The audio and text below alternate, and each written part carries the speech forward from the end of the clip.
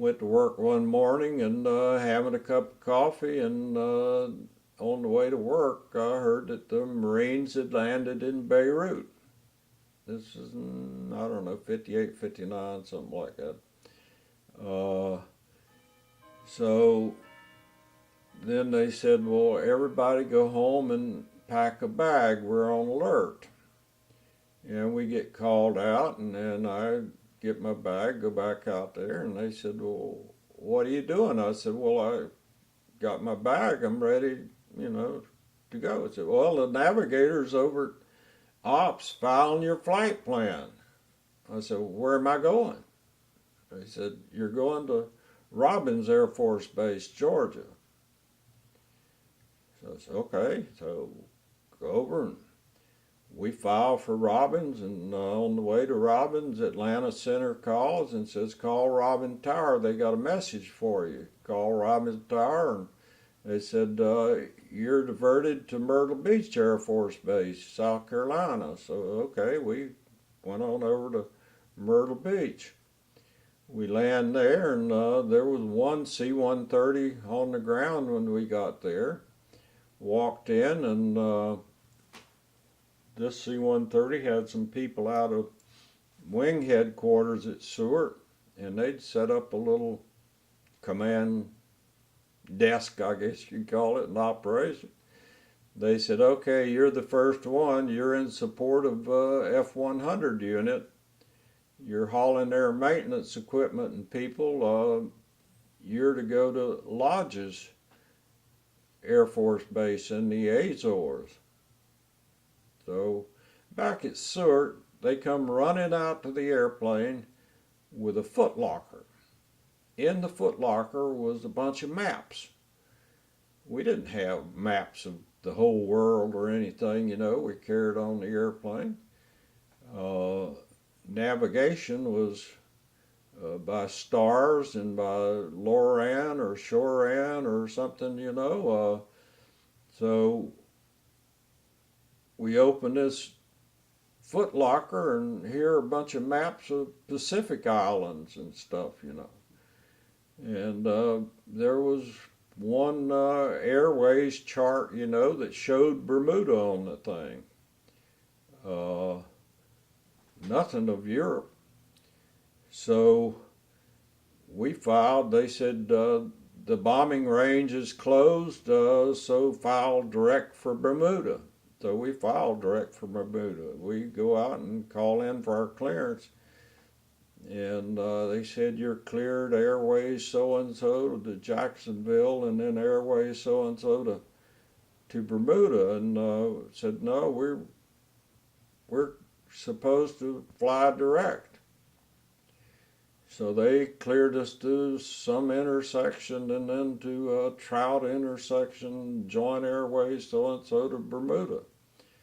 Well, the navigator had enough maps that he could plot that, and he said, okay, let's go. And we took off, and we get to Bermuda, and we land, and so many airplanes were on the ground, we had to wait to get refuel.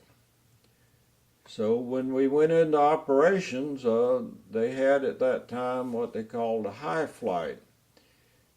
This was in support of airplanes being ferried, from United States to Europe. And they had some maps and stuff, which we borrowed off of them. And by this time, it's dark. It's nighttime. And we take off, and flying out over the Atlantic. And so many airplanes flying that way. And so find out that our shortwave radio, our single sideband radio, wasn't working. So we said, well, can't very well turn around and go back with all those airplanes headed our way, so we just kept on going. And finally, when we got in range of VHF or UHF of the Azores, we contacted them, and got our clearance on in and landed. Then we waited for the F-100s to pass through. They were refueling in flight, and if they had problems, they would drop in, and the maintenance guys we were hauling would fix their airplane. They'd go on. So finally, all the F-100s had gone through, and they said, okay, all C-130s will go through Évreux, France. So we filed for Évreux, and here again, by the time we got to Évreux, it was nighttime again. We'd been on the ground for a day or so, waiting on the F-100. Guy meets us at the airplane, and he said, we got no quarters here. If you want to declare crew rest, you can sleep on the airplane. We got hot food. The officers' club's open, we can go eat, and then you can either go on. Your destination is Incirlik Air Force Base in Turkey. So, never been to Turkey before. I had been to Évreux and ferrying airplanes over there, but so we said, well, we'll go on to Turkey. Take off in middle of the night, and there was another C-130 flying along, and we stayed in radio contact with them, and get down to Turkey in the morning and get ready to land, and the tower advises land on the left side of the runway. There's a fighter with a blown tire about mid-field on the right-hand side. So we land and pull onto the refueling pits and refuel, and then taxi it on over to offload our maintenance equipment and people in the fighter section. Looked around the base. There were C-124s lined up. There were C-130s out of Évreux lined up all over the place.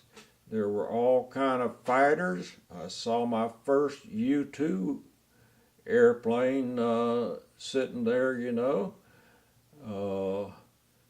So go into ops, and they said, well, you can either declare crew rest and sleep on the airplane, or you can go to Wheelus Air Force Base in Libya and get some crew rest.